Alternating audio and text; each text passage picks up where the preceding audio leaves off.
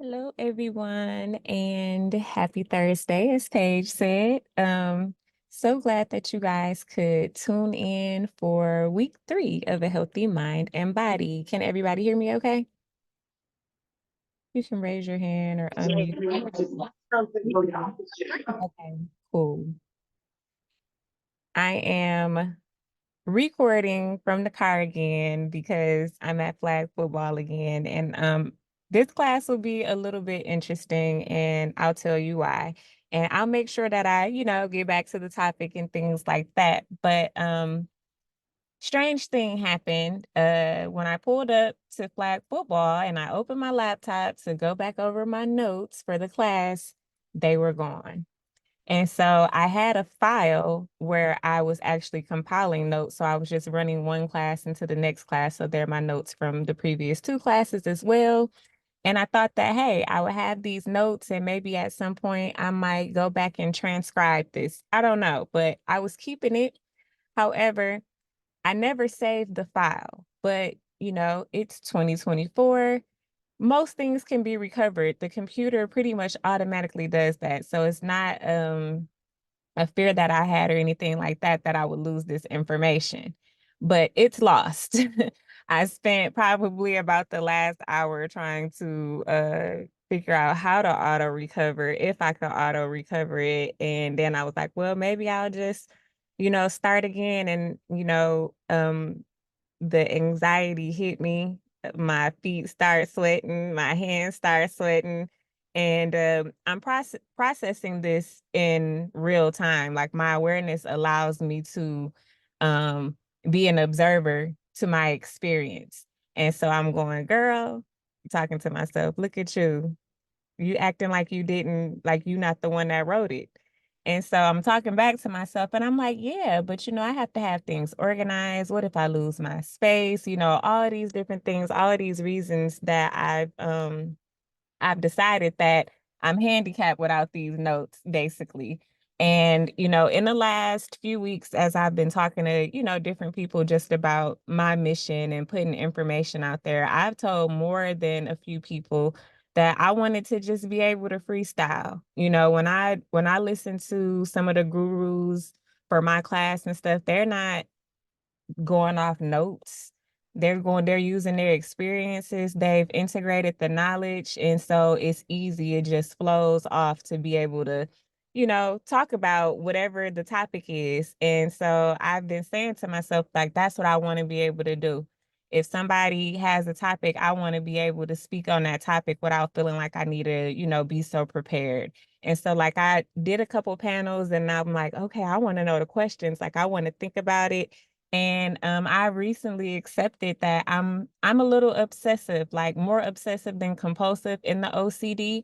But if you were tuned in to week 1, I mentioned that I had a nervous issue that I've been dealing with all my life. That's my physical manifestation that has become of this obsessive compulsive perfectionist, uh I'll call it a mask that I've adopted in this human experience. And so as I'm like, okay, what am I going to do? Well, about the notes. I thought, okay, there's going to be a lot of people missing from this class because a lot of people that's in this class is at another engagement, all at the same engagement tonight. And so that was already a bulk of the class. But I'm like, no, I'm gonna log on because I don't know who's gonna log on. And then when I looked at the people that logged on, and I'm like, oh, this is my soul family. So I'm just gonna talk to people I know. That should, help me to be a little bit more comfortable as I go forward today without any notes. Speaking about the gut brain axis, I do have a couple of books, with me right now that I may reference, but y'all, just think good thoughts as we move forward. I'm not going to hold you long. I wanted to be concise, but I did just want to share in real time, real awareness, what I just described to you, not having the notes, that's stress. And so we're going to talk a lot about that today when we're talking about the gut. But that experience of stress, I try to talk myself down at the moment that it started at the thought. when I first felt like the first drop of sweat, when I first got that first inclination, like, oh my God, I had to try to cut myself in that thought process and start changing my thoughts to positive thoughts. Like, it's okay. This is what you said you wanted to do. You said you wanted to be able to just speak on a topic and kind of freestyle and come off the dome. Like, it's okay. These are people that know and love you and support you. It's okay. It's going to be recorded to just document what's going on real time with this journey. And I can kind of feel a sense of calm coming over. I did not stop searching for that file. I'm not going to lie to you until probably like the last 30 minutes. And I was able to watch Cameron score a touchdown, which was really nice. So all in all, I'm saying that because last week we talked about healthy manifestations and the power of positive thinking so that we're not allowing that thought to materialize into now I can't eat, now I messed up, now I'm thinking about this class and how did I do all next week, so I'm going to get back to it. See, this is why I have notes. No, I'm just kidding. But last week, speaking about healthy manifestation and the power of positive thinking, we talked about the spirit and the mental, more so, of those four attributes that I said compose physiology or your physiology. And so in talking about healthy manifestations, we did just talk about the fact that we are always manifesting our experience. And so when we can take accountability for what is going on in our present day without going and falling into any victimhoods, then you can kind of look at the patterns and look at what's going on to figure out how can you get your intended results. And I did mention that, yes, this is a co-creation, but staying out of the victimhood is really how we get our own empowerment through, God or consciousness and trusting. And so with the positive thinking, this is just saying that when we've decided that we want to manifest something and we have that meantime before that something that we're trying to manifest comes into fruition, how do you keep your mind thinking positively so that you can stay a vibrational match for what it is that you want? What do I mean by vibrational match? Well, are you waking up feeling good, grateful? Are you waking up feeling satisfied with your life? Or are you waking up in lack? Are you waking up talking about what you don't have and I still don't have the money for this and I don't know how I'm going to do that and so the nature of our thoughts can determine the frequency. And we're going to get more into this as it relates to the body today. But like I said, I just wanted to preface it with this unseen, mental and spiritual aspect so we can begin to see where these things originate from, how we become our thoughts. And so we also mentioned last week, I talked about sin and how although we have these third dimensional ideas of sin, like these specific actions that are sin, we were kind of looking at the mechanism that creates this. So we're looking more so at overindulgence. We're looking at temptation. We're looking at overthinking. We're looking at all of these mechanisms that lead us into this sin as a way to look at how our diet and habit and our routines are actually going forward. So are we overindulging in our diet? Are we being tempted through our diet? And so I basically call it these sins against ourselves because in the long run, it leads to death, just like drugs, hard drugs, street drugs. So just like somebody out here, doing, I think I said crack last time, but the same thing when we're overindulging in sugar, okay, or we're overindulging in processed foods. It's just that we're looking at that over a long period of time. But even with looking at it over a long period of time, how we used to attribute a lot of different diseases and illnesses to the elderly, we're seeing that people younger and younger are getting these different diseases. And so we're looking at the shortening of life. Now, a lot of times we don't really take into consideration how short it really is because modern medicine has afforded us with opportunity after opportunity with these medications, with these surgeries. They have side effects, but anywho, the modern medicine is saving people and adding years and, to some deaths that may have been, sooner, like because you can amputate something or you can remove something if you can't stop that cellular process. And so nevertheless, going into this week, the gut brain axis and autoimmune disorders. So first, I want to just talk about the digestive system itself.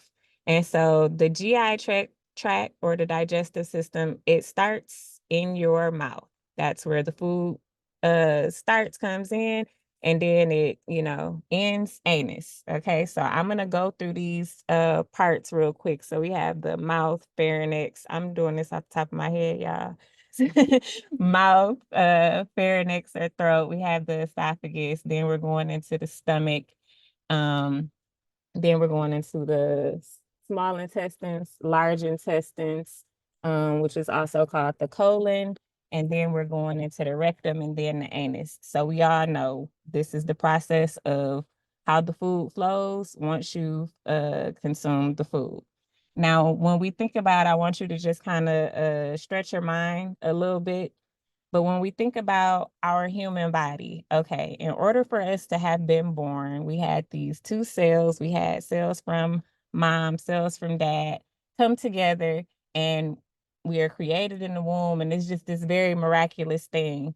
And mothers may know of this experience, but a lot of times when you are pregnant, because all of these nutrients is being sent to your womb for the child, you may get some things to come up that never came up before, such as issues with your teeth. And so, because if you think about the fact that you're using what's in your body to form these little bones and all of these parts, sometimes we're not getting as much nutrients. This is why we take prenatal vitamins and different things like that, so that we're making sure that we're in good health to continue on forward through that, like I said, very miraculous experience. So once we are out of the womb and we start this growth process that seems very innate, you get older, you get bigger. Yeah. But we've all, and I'm sure you've probably seen, like, maybe in the news or something, what malnourishment does to you. So if you're not eating anything, it can stunt your growth. You won't have any mass, any muscle mass, or any of these things. And so that lets us know that you are what you eat. You literally have to eat things and they become you. They become your cells. They become the physical essence of you. And so, we've all probably heard the saying, empty calories. If you eating something and it's getting you full, it's just satiating the sense of, you know, um, filling your stomach, but it's really not doing anything for the rest of your body as far as the cells. So let's talk about the digestive process. So the digestive process starts really in your mind. So imagine if I was like, I'm gonna cut you a slice of this lemon. A lot of us can already feel our jaws clench as we think about getting ready to eat this lemon. And so just the thought, because we've already we've tasted this before, we know what it's going to do. We know that it's sour. Um, our saliva glands will prepare for that experience. And so when we are getting ready to eat, or we have a taste for something, we have taste buds, so we're thinking about what we're getting ready to consume, there is an actual intelligence that happens, that your food is helping you to digest whatever it is you're about to eat. So those salivary glands, when you're getting ready to eat that lemon, are a little bit different in its enzymatic makeup than those salivary glands may be if you're preparing for another taste, a bitter experience or a sweet experience, or whatever it may be. And these enzymes are meant to help you digest food. So your saliva can be different. The makeup can be different depending on what it is you're about to consume. And so once you go through the first level, the first stage of the digestive system, getting the food down, chewing it, this is another process here, and this is an argument that a lot of people always have about if humans should actually eat meat or not, because of how our teeth are made up, and if our teeth are actually more for eating plants than meat. And so that's a whole nother tangent. But what I am saying, I mean, we can do both, omnivore, right? And so uh our everything about our makeup is in preparation to help us have proper digestion. Okay, give me 1 minute, kids.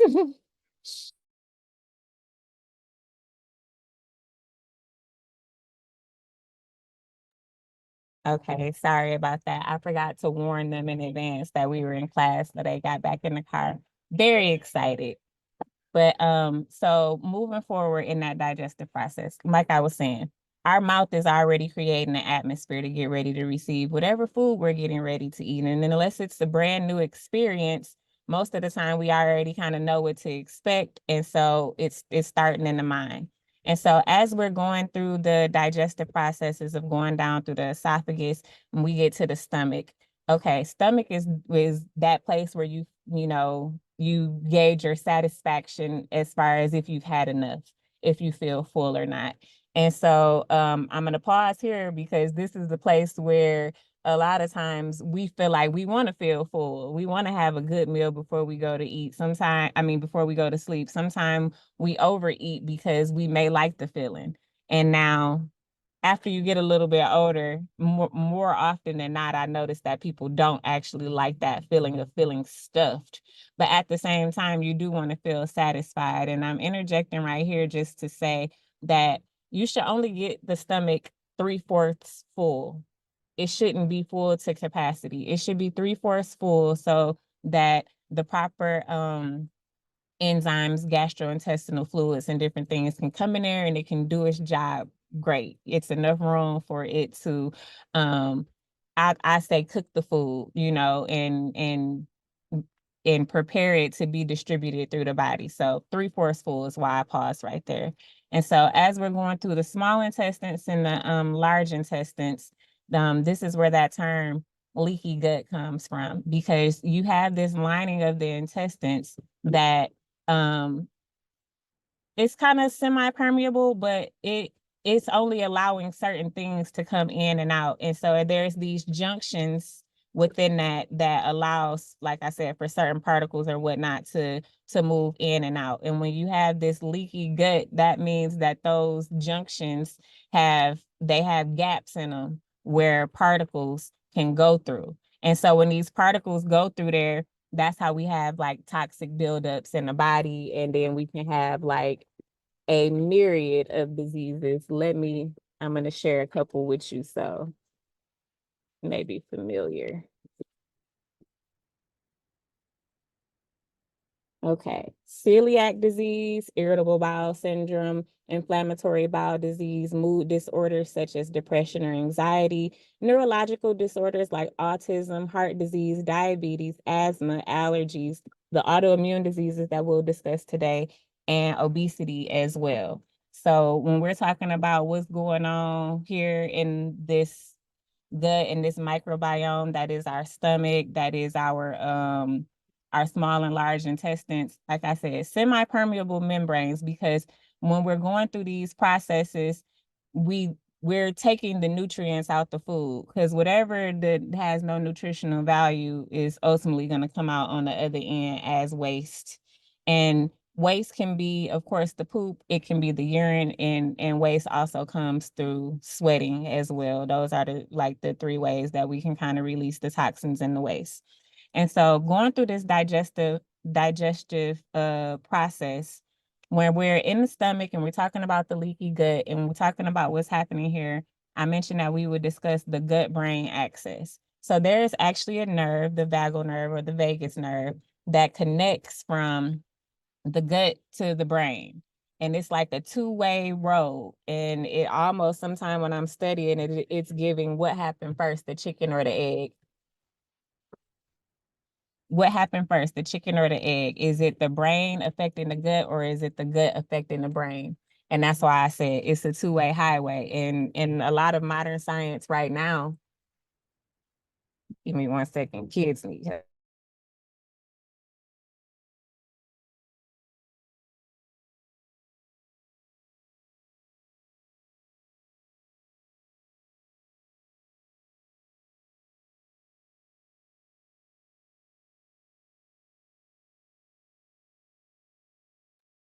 Okay, my apologies again, y'all. So, like I said, it's a 2-lane highway, and what we're looking at more often than not is that what's going on in the gut is actually sending signals to the brain. And so, in this back and forth, though, stress is the main thing that's impeding on this process. And so, stress is what actually makes those gaps within the lining of the intestines permeable and susceptible for these toxins to come in. So back to the digestive process. When we're starting the digestive process, let's give an example. We're eating some bread. So we know that we have these different salivary glands that's going to come together and it's going to help us get this dry bread down, right? And once we get it down to the stomach and we have the liver, we have the pancreas, we have a lot of different things that's supporting and adding digestive enzymes so that we'll be able to break down this food. So we want to break down this food as fine as we can. We want to get it to its finest particles. When it's at its finest particles and you have completely broke down the food, then that's when you have the processes of going to get those nutrients. Those nutrients are carried into the blood cells. They become your bones, they become your tissues. And like I said, they become the physical essence of you. And so what's happening is this process, when we're under stress and we have these leaky gut syndromes and different things like that, the food is not breaking down into its finest product to be able to feed the cells with nutrients. Before it's broken down, sometimes it's slipping through those gaps and it's causing buildups, it's causing fat tissue, it's causing blockages within our body. And so that food, because it's not broken down as far as it needs to, it's kind of like having uncooked or undigested food. And so when it's uncooked, undigested food that's now going out into your cells and going out into your bloodstreams or staying stored there as fat, it becomes rancid. And so, like I said, it can become toxic. And then this is what leads to a lot of diseases and illnesses and coating on our arteries and different things like that that could lead to a heart attack, or the mechanisms that lead to high blood pressure, any myriad of diseases that you could think of, really. And so we want to have good, proper digestion. It's important. And like I said, stress impedes proper digestion. So I've mentioned this a few times. I don't know, I can't recall now if I've mentioned it in the last 2 videos, but this is something that I kind of, discuss on a regular basis. When we're going through stressful situations, it presents something that is hard to digest. So we're talking about digestive in the physical, but we digest through all 5 senses. So we digest in the physical with our actual mouth or something that we're digesting. The smell, what we see is something to be digested. What we hear is something to be digested. Like I said, all these 5 senses are ways that we're getting information to the outside world that ultimately we're going to process. And so when you're going through a difficult emotional experience, we can say that that experience may be hard to digest. And so your body is now at a vibrational frequency of hard to digest. And so when you go and you eat food, and a lot of times when we emotionally eat, we decide that we're going to eat some comfort food. So we're doing that because we want to feel good, because in our childhood we were told that if you do something good or you need a pat on the back, I'm going to give you this treat, I'm going to reward you with a dessert. And we have it fixed in our mind that this is a reward pleasure center. So we usually overindulge or indulge in sweets and stuff during times like this. But anywho, when we go to those sweets and we go to those comfort foods because we are in our emotions, we're actually worse off than if we would have just fasted during that time, because we're acknowledging the fact that we cannot digest our circumstance. We cannot digest our circumstance. And so our digestion is weak. I always tell people during emotional times, soup. when I go and I understand when, you know, you're dealing with a bereaved family, a lot of times we want to go over there and we take the bereaved family food and we just be taking them like all types of cakes and fried chicken and all of this. And I'm like, oh my God, who's gonna make these people some soup? Make these folks a pot of greens. I'm like, am I gonna have to be the person? And maybe one day I will be the person that does that. But when we're processing very difficult emotions, we want our digestive system to be supported. We don't want to put more stress on it, but this is a program that we're running on that we do this sometime. And maybe not everybody. There are some people who don't eat, you know, when they stress. I'm one of those people. But more often than not, like I said, we're going to comfort foods when we're going through stressful situations. And it is very, very, very difficult to digest those heavy foods. And you don't have the spiritual, mental, or emotional on your side to help you with that. So you just putting your physical body through a lot of work. And so again, you can have the undigested food build up as toxins in your body. You can have it build up as fat tissue in your body. You can have it lead to a myriad of diseases, especially autoimmune diseases when we're talking about the gut. And so the thing about autoimmune diseases is that because the stress weakens the membranes and weakens the digestive process and all of these things, is weakening our immune system as well. And so you may notice in your life, if you pay attention, that if you do happen upon a sickness like a common cold or a flu or something like that, you're more susceptible to those things when you're under stress. And so if you are under stress, you can already be aware that, hey, maybe I want to take an immune booster. And so that's just something to be aware of. But there is scientific mechanisms that really speaks to these things that I'm talking about. And I want to give you more information. I wanted to go in depth. That's probably in depth. That's probably why I lost my notes, because I don't know, maybe that's not what was necessary at this time. But just speaking more, like I said, to the stress and the autoimmune disorders, which I said was way more common in women than it is in men. This is because of the women's role within society. And in the women's role within society, you know, some people may call it a helpmate, but nevertheless, it's great responsibility for the family and for the community. And so a lot of times we take on stress from the people that we care for. And we don't always know how to properly mitigate that stress, how to properly filter it, and a lot of times it leads to things like worry and depression that may not even be about self, that may be about a child, or it may be about a spouse. And so I also mentioned last week that there is a little bit of a tie with autoimmune disorders and the narcissistic term. And like I said, I don't always like to use that term, but everybody kind of knows what it is. And when you're around a more domineering energy that you are seeking acceptance and validation from, it does tend to translate like that person is your God. I know it's kind of cringy to say it, y'all. So I'm like, ooh, but it does, because this person where you're basing that spiritual connection. And guess what? If that person is imbalanced, then so may you be imbalanced. And they probably are imbalanced if they have traits like, you know, gaslighting, for example. And so when women are going through a lot of these autoimmune disorders, like I said, it can be from relationships, it can be from job, it can be from children, it can be from friends, but we're more susceptible because of how we process emotions.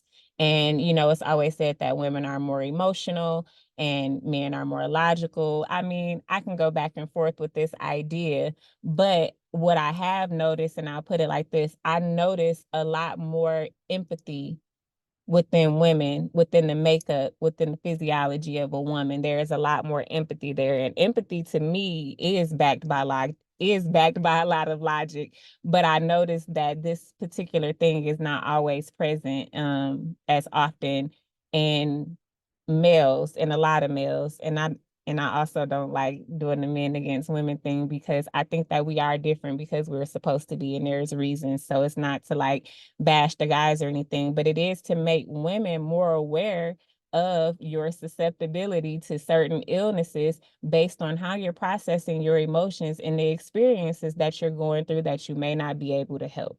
And so, as I was speaking today about an experience that I went through that I wasn't necessarily able to do anything about, losing my notes for today and having to be in that present moment with myself to really talk to myself like, hey, okay, this is happening. How do I temper my emotions, my expectations? I was speaking with a client on Tuesday, and we were talking about some health related things, and then she just segued real quick to like, yeah, my grandbaby living with me, and I got XYZ going on, and I'm like, oh, okay, because out of all the things we could talk about, this is what we talking about. This is stressing this woman out clearly, because this is what she decided to give me.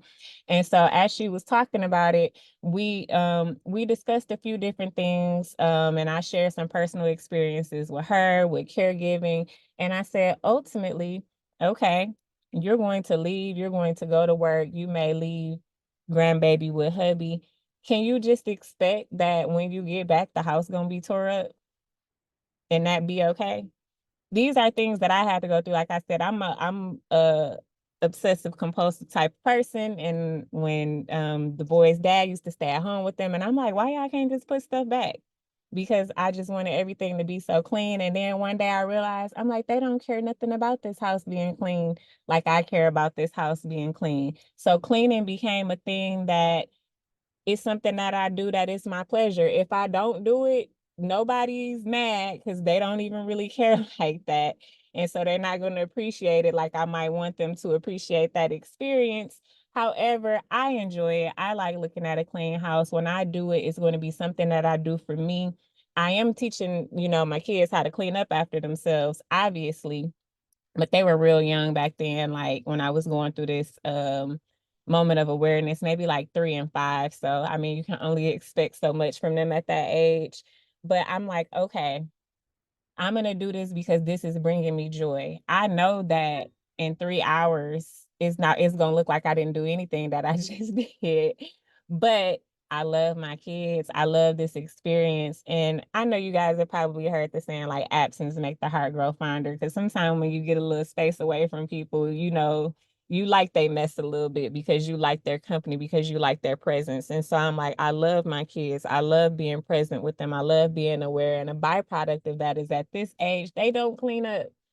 And their dad is not going to do it either. This is my thing that I'm going to have to do. And so I already had the expectation that when I go in the kitchen, there's going to be crumbs on the counter. There's going to be juice stains on the counter. There's going to be crumbs on the floor. Somebody is going to leave an empty carton in the refrigerator. It's going to happen.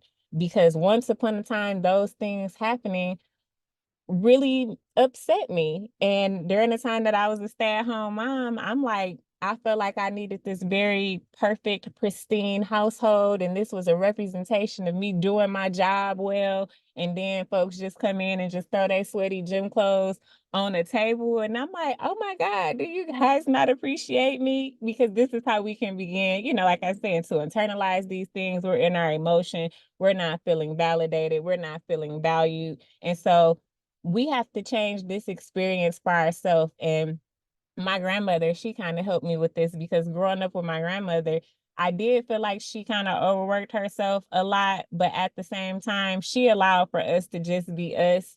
I don't really remember like growing up in her house and being responsible for like washing dishes and stuff like that. It didn't make me a lazy person by any means. It probably just made me, when I grew up, realize like that's my responsibility to do that, and not be up in arms about the fact that that's how it's going to get done by me doing it. And so I'm saying these things to say tempering our emotions is very important. Stopping ourselves in that spirit body, stopping ourselves in the mental body. And then if we're in the emotions, even stopping right there just to take inventory about what's going on before we react or become overreactive. And when I bring this word up like overreactive, I get a lot of people like, oh no, I didn't say nothing back. I didn't do anything back. And I'm like, Yeah, that's the physical part of overreacting, but overreacting can be something that is tearing up your spirit body. Overreacting can be overthinking a situation. So that doesn't necessarily mean that you had to react in the way that the other person felt it, but overreacting could be detrimental to your own physiology just by you engaging in overthinking about the situation, whether you confronted it outside of you or not. And so a lot of that inner turmoil and a lot of that inner war, when it's going on in our spirit and it's going on in our mind, it's impeding the digestive process. It's making it very difficult to get the food down. It's making it very difficult for the proper biological processes to happen. Our taste buds are saying, hey, you probably need to eat this. And you're like, nope, I'm going for the honey bun because this is going to make me feel good. Probably in your mind, definitely not in your body. It's not providing any nutrients. It's kind of just the empty calorie at that point. And so we have to just be a little bit more present with what's going on in our body. So as I described earlier, when I told you I was getting ready to, really feel a way about the notes, I noticed the sweat start, and then I noticed some heart palpitations coming forward. And then it was some heat in my chest. And I was like, okay, no, absolutely not. We are not going to get this upset about notes. We're still going to have the class. It's going to be fine. You wrote the notes. And I'm saying this again. I know I said this before, is because self-talk is important. I mentioned last week when I cross people who are critical of others, I always make the assumption that they probably 10 times worse on themselves. And so that inner dialogue that you're having with yourself is actually creating your perception. It's creating your perception of self, it's creating your perception of the world, and then is providing a mechanism for information to be filtered through. And so you could be having the same experience as somebody else next to you, and it's going to affect you differently. And so I did want to mention while I'm on that note, um, there is a study, and I just want to give you the correct information. And the study is happening at UCLA. And what they're doing is they're looking at what's called psychobiotics. And if you know anything about like probiotics and what that does for you, a psychobiotic is like a probiotic that you can take that's basically going to affect your mental state. And so let me give you an example of one of the studies that they did. So they had some groups of women to come in and they showed them some videos. They showed them videos of like graphic violence and everything you don't want to experience. And so I'm going back because I just like kind of tying things in to last week when I said those people that were born in the late 60s because of war, there was a lot of people that were born with schizophrenia and manic depression and all of these other types of ailments because women in general were experiencing so much fear and worry and anxiety. Okay, so I'm just saying that to preface this study. So they exposed these women to fear and worry and anxiety. And then there was, of course, the control group that had the placebo. And then there was the other group that actually got this psychobiotic that I'm mentioning. And they showed them these videos and they hooked them up to a brain scan. And so the people that took the placebo that didn't take the actual psychobiotic, they all had the normal brain functionings of someone who had just went through the traumatic experience that they were imparting on them through those videos. And the people that took the psychobiotic were far less affected. And so this is just new medicine. I'm sure that pharmaceutical companies are running rampant. I heard that there was a lot of different patents and different things with probiotics and stuff going on. So this may be something that y'all see coming up in the future. Like, okay, a probiotic that's going to basically control my stress, mood, and perception. So that's kind of what we're looking at with that experience. And I mean, I won't lie to you, I would be down to try it. I don't know. I don't know what type of side effects, so just don't take the first generation. That's all I have to say. No, I'm teasing. Probiotics usually aren't um so detrimental to the body. It's just that, once modern medicine and big farm get their hands on things, it's just, you can never really be too sure.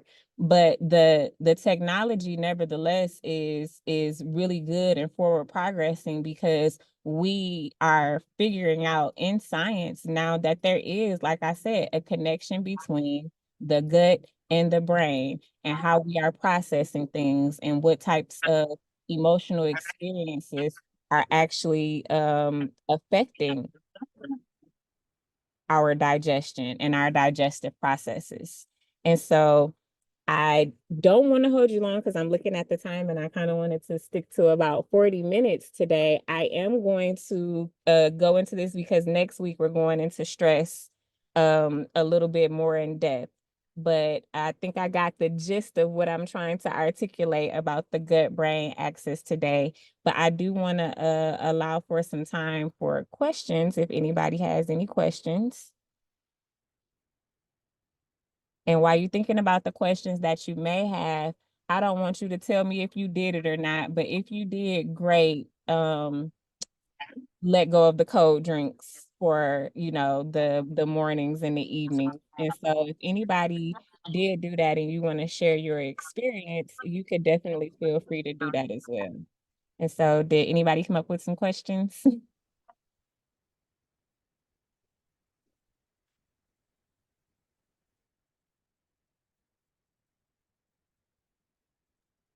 Ashley, can you repeat that last part, please? um about the challenge from last week about the warm beverages, Yes. cold I beverages. didn't. Yeah. Okay, so yes. So basically what I and we're gonna build on it this week. So what the challenge assignment was to not take cold beverages with ice, because that actually slows down the digestive process. And so eliminating the ice from the beverages if you can. And then there was some modifications. If you want to have a cold beverage, have it between 10 and 2 when the digestive fire is the highest. And also, if you still need to extend it out, because I had some Californians and they experiencing some real hot weather, at least don't have it before 10 in the morning, and then don't have it after 7 p.m. As you allow your last meal to digest before bed. And so that was the challenge or homework that I gave on last week. And I hope people will continue forward, and building on that for this week is just, if you don't already, we want to intake our largest meals between 10 a.m. and 2 p.m. And so, like I said, between 10 a.m. and 2 p.m., that's when the sun is highest. The sun is a representation of fire, agni, digestive fire. This is what we need to digest our food. So we're more likely to properly digest our food during this time of day. So if you're going to eat heavy things, you want to eat the heavy things during this time of day so it can aid our digestion, especially if you're going through anything stressful or emotional. Eating a heavy meal before you go to sleep is not good. When you go to sleep, you want to have you want to be in an optimal place for cellular regeneration. And so you want those cells just to be focused on one thing. You don't want to lay down after just eating at 9 o'clock, and your body is supposed to be getting ready for cellular regeneration and is using all this little energy to digest your food as you lay horizontally, so you don't even have gravity working for you. And so that's just building on that. Seeing if we can tone down the icy beverages as much as possible, whatever modification works for you. And, sipping some hot tea or warm tea in the morning would be ideal, and even before bed. This helps your digestive process. It actually works better than chasing your food with a soda, with a Sprite. Like, just do the tea. Ginger tea would be good. And so we got the beverages, and now trying to get that largest meal to be between 10 a.m. and 2 p.m. for building on for the next week.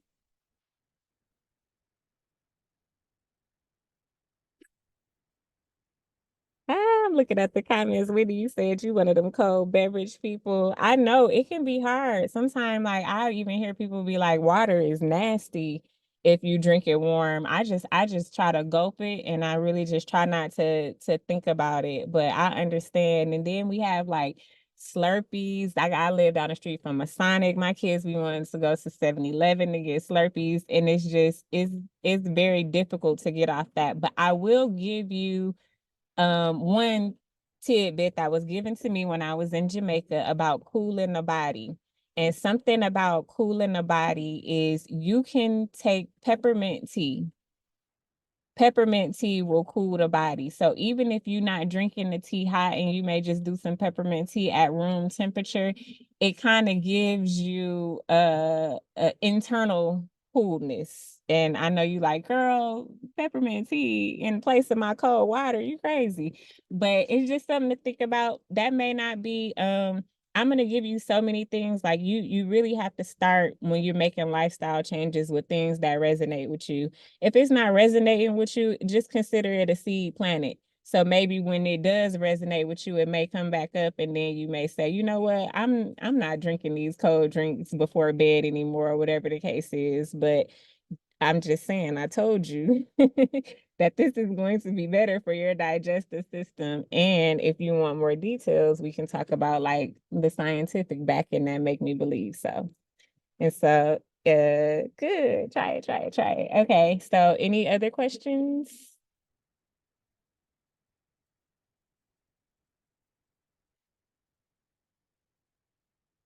Okay, well, if there's no more questions, guys, I'm gonna go ahead and let this be it for tonight. And I'm gonna definitely try to get the recording out sooner this week because we had a lot of people that missed. So I just want to give them ample enough time to catch up.